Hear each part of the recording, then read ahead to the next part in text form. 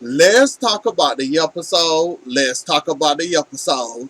So, let's give a round of applause for Gwen Rizcheck, and she finally owning up to her problems. The million excuses she had when we first met her, the million and one excuses on why she wanted to hurt Abigail, Jack, and everybody else in that inner circle. Let's give a round of applause that she finally took ownership for her own actions. We got to give it to her. As much as I don't like her, as much all these lies she done told, let's give her a round of applause.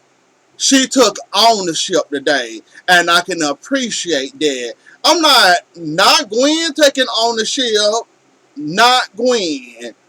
I was so surprised and shocked. I'm sitting there like, oh, so you realize all that stuff you did, and then on top of it, you took ownership of what you did, what you said, how you should have came clean. You didn't come clean.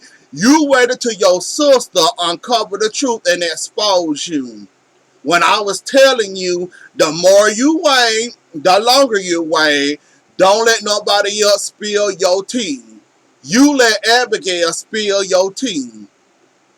Now, I don't feel sorry for you, but I'm glad you took responsibility, and I'm glad you didn't listen to Xander and sit there and let him basically say, oh, Abigail ain't no angel. Oh, she did that because this. Oh, she did that because that. Oh, they don't got no room to talk. Oh, you'll be fine. I was surprised and shocked that she said, no, no, no, no, no, no. As much as I like to blame Abigail for me going down them stairs, I basically lied. She didn't make me lose the baby. I basically lost the baby and basically blamed her and accused her of making me lose. I was so surprised. I was like, Gwen, you might actually be one of my top favorites again. Just cause you was woman enough to admit that you was wrong. But then when those scenes ended and when you were finally done pouring your heart out, you back to evil. Now I'm gonna give you a little pass today that you took ownership, that you realized you was your own problem. You came to Salem with a chip on your shoulder. You weren't happy until that chip got removed out your shoulder. You weren't happy until you tried to destroy Abigail and Chad so-called marriage. You weren't happy till you ruined Jack and Jennifer engagement party or anniversary party. You weren't happy till you spilled some old news about Jack and Kate having sex. You weren't happy at all until all this happened. You weren't happy until Gabby and Jake and you know what happened to them, how you interfered. Like you weren't happy at all. You even played around with the woman kids. Like, I'm not saying that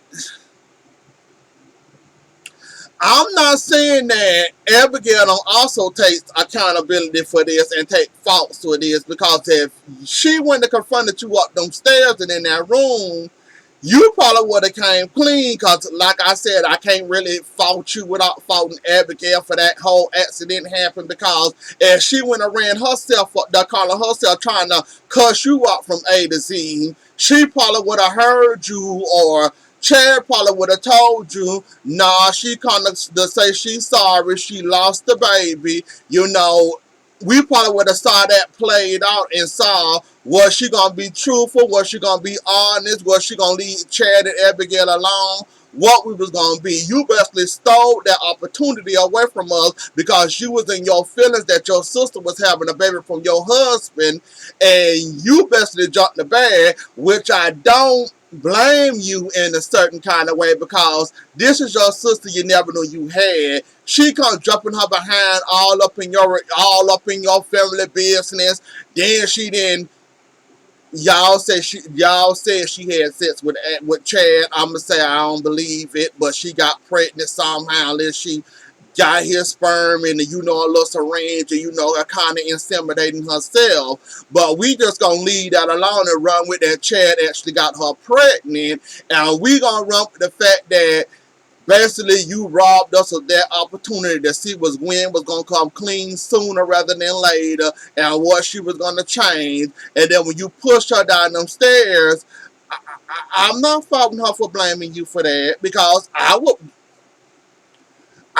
rolling downstairs and then asked to get thrown down, no, get pushed down those stairs or forced down those stairs, and you think I ain't gonna blame you? Like I said, I can't take which you. Like I said, they both to blame here because she went to that mention for a reason that night.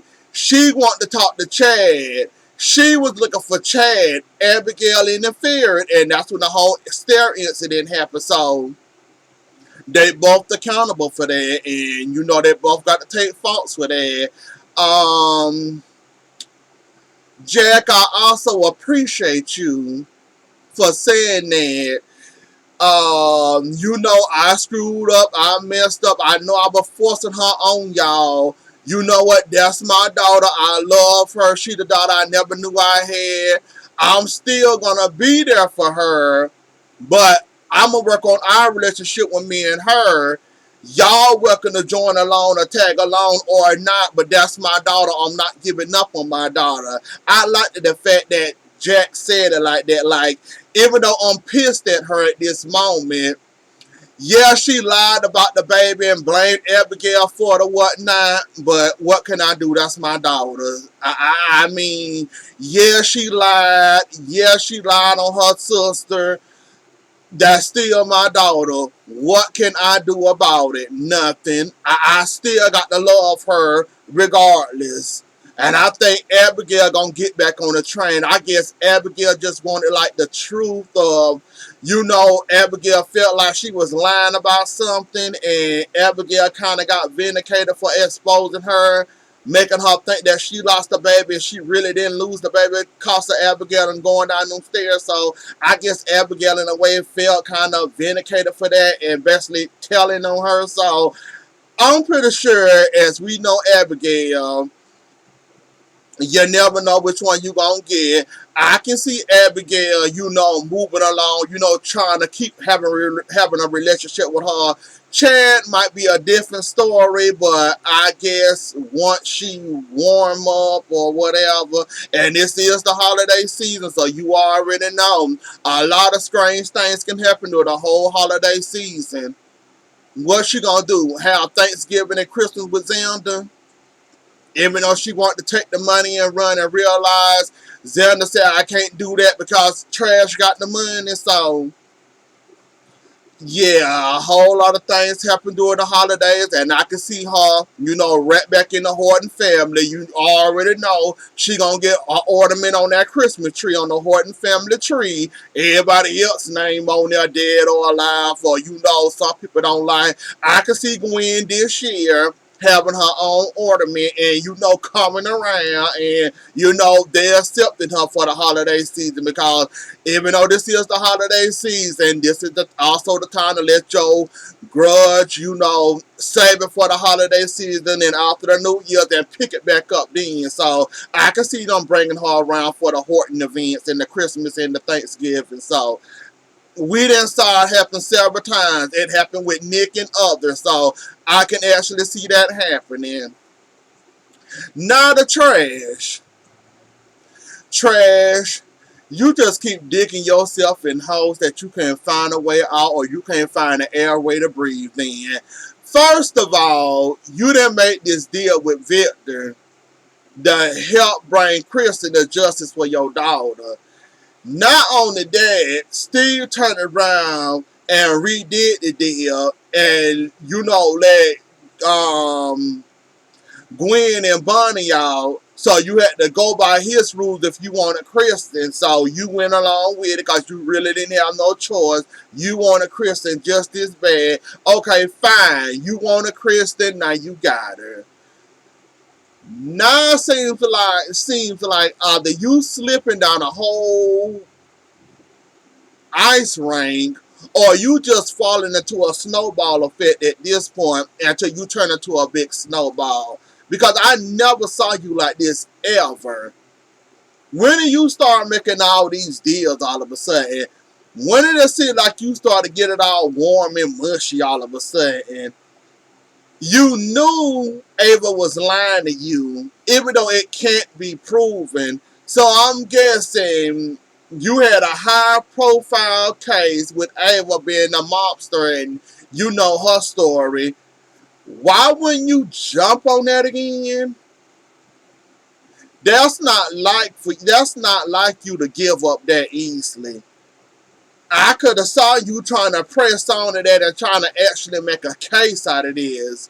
But you decided, nah, you know what, I'm going to let her go. I don't want to try too hard. I want slam dunks and easy cases, and I'm going to let her slide. And then when it came to Jake, you would rather make a deal with him than to take him down. He's part of the Demera, so why wouldn't you wanna go after another Demera? Even though you could get him with something, you still wouldn't go for that. You'd rather make a deal with him to go after Victor and the Kyriakis. Trash, are you losing it or are you slipping? Or are you just don't mind showing your slip lately? Which one is it?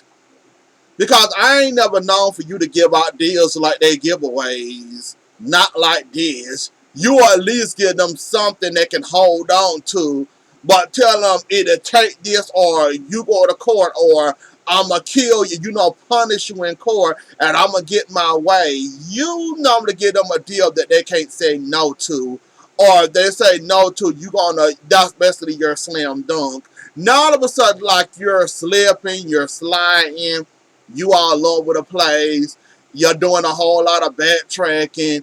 Even though Ava was telling the truth, she lied in the same process about Charlie coming, stabbing Carmine and all that. Unless y'all trying to clear up the whole zombie thing. Y'all trying to clean that up. Because we already know 3 people can basically confirm that 3 undeads came to life and tortured them. Nicole can contest the Desmos, Gabby can contest the Nick, and Ava can contest to her son coming, harassing her, bothering her in that moment, and stab that man. So are we trying to cover up the whole zombie undead thing down? Like I said, if I was y'all, I would try to cover it up. So now we're covering it up. Because I did say that people relived this moment. People saw what they saw, and they went through that with the undead, but trying to prove it is going to be hard to do. Rafe said he was going to check on the graves. So, are we just going to swipe that under the rug and pretend like it didn't happen? Because that's what it looked like that's happening at the moment. And Gwen, what do you think you're going to do calling yourself going to trash, asking about this money that don't involve you and worrying about what she gonna do with it? That woman said she was gonna set up a fund, a foundation for her daughter, and helping other illegal immigrants, and all that she said. You don't believe that you so thirsty for money, you're gonna go against that, and you know what? Whatever happened to you at this point, because I ain't got no words for it, and I'm gonna leave it alone right there, and I'm gonna place it right there. Now, Philip in his anger, I swear you Kyriakis got to get stronger skin. I would not let my grandfather, my daddy, my uncle, my brother, my sister, or any other relative around me talk to me like a dog and like I'm worthless, like Victor talked to y'all. And y'all sit there and take it. And you could tell that he been doing this for years and years. Y'all basically used to it at this point. I don't understand you rich people letting y'all relatives, y'all dad, I don't care who they is. If they got money, I wouldn't want no parts of it anyways, though. But to let them sit down and insult y'all like that, calling you a moron, an idiot and all that, how you handled the Gabby situation and bringing Evelyn and all that, even though it was idiotic, even though it was dumb, maybe stupid, there's ways of saying that without hurting somebody's feelings and being, not being so aggressive and mean as Victor is. And you run around here because you heard what Brady said about somebody in the night before having sex on that table. I'm guessing in your mind you thinking it was Brady and Chloe. Even though you're gonna look like an idiot all over again, Philip. You know what, Philip? You need a prayer. Brady, Brady, if you take that Titan position, I am done with you. How many times he coming to you, Brady? I got a feeling he coming straight to you with that Titan CEO position, and you gonna be an idiot and gonna take it. Watch. Brady, do like you've been doing these last couple of years and months that he been trying to throw that in your lap and you've been throwing it back at him, telling him, I don't want it. Brady, stay strong. Just like you staying strong with Kristen, Victor is not good for your addiction. He really not. So if I was you, I would tell him to take Titan and shove it. You know the rest. Stay clean, Brady. Do not fall back down that hole, that Titan hole that he like to give you that position and take it away from you. Do you like he did Philip and then take it away and give it back. Brady, aren't you tired of that toy? It's time to get a new toy. Aren't you tired of that toy? Please don't tell me if he running you with that Titan mess, you're going to say, oh yeah, I accept. Please don't. Don't go there, Brady. Do not fall down that rabbit hole. I got a feeling you gonna fall down. You gonna fall down it, and you gonna end up being foolish in doing it. I'm just waiting for the win. And if he gonna stay strong, just like Chloe told him to stay strong with the Christian stuff. You really don't got to see Kristen. You better off with your child, raising your child. You don't need Kristen. You don't need to see Kristen, none of that, because all she gonna try to do is manipulate you and do her 1-2 on you like she always do. So do not fall for it. Stay strong, Brady. Do not take that Titan position if asked. Do not accept it. Tell Victor to shove it up his you-know-what. Now to the Susan and the devil mess. Now this devil got a whole lot of nerves. This devil then turned Susan into a cat. Even though it's funny, it's not really funny. Like, what you gonna do? Put her in a cage and keep her locked up there for she can't come clean and say that Marlena really the devil or whatnot? I'm a little confused. Keep right on being aggressive. Keep right on being mean and nasty. Like I said, we already know that ain't none of Marlena. You done got Susan out the way. We gonna see how long this thing gonna last. We already know it ain't gonna last till, Ben and Sierra have their child. But we gonna see, because John already know, now Susan know, how much longer till somebody else find out about it. You might think you got John locked up for good. You ain't got John locked up. You just got him, temporarily locked up for now. John gonna find a way to get out of that mess. They're gonna expose you. So, like I said, good luck. You already showing that you're not really Marlena. That's how it was so easy for John to figure it out. That's how it was so easy for Susan to figure it out. Plus her psychic ability able to figure it out that you wasn't really Marlena. How much longer is it gonna take for somebody else to figure it out? They are way suspicious from the Halloween and your Halloween costume. They gonna put two and two together. So I'm guessing you gonna turn everybody. You gonna have a whole family full of cats because you're gonna get exposed. And I'm just basically waiting for it. Abe, do me a favor. Stop begging for this wedding. The fact that she cautious and she don't want to marry you right away is a good thing. You'll find out that later. Just know that she not trying to marry you right now. Take that as a good thing. I know you won't understand it, but you will understand it sooner rather than later why she hesitated so long and didn't want to marry you right away. Even though y'all can get married in that hospital room like many others have, I'm glad you're not where you is pushing the issue. Paulina is holding back, and she got reasons why. Because the devil, she got her own mind, and she got her own mind, and either you gonna tell it or the devil gonna tell it. So Paulina and Abe already told you he don't want no more secrets between y'all. So we'll see what's gonna happen. Like I said, and why are they making it seem like there's a big deal between Paulina choosing her daughter Chanel over Lonnie being the matron of honor? I don't caught that. Um, Chanel says she's fine with it. She ain't got no problems with it.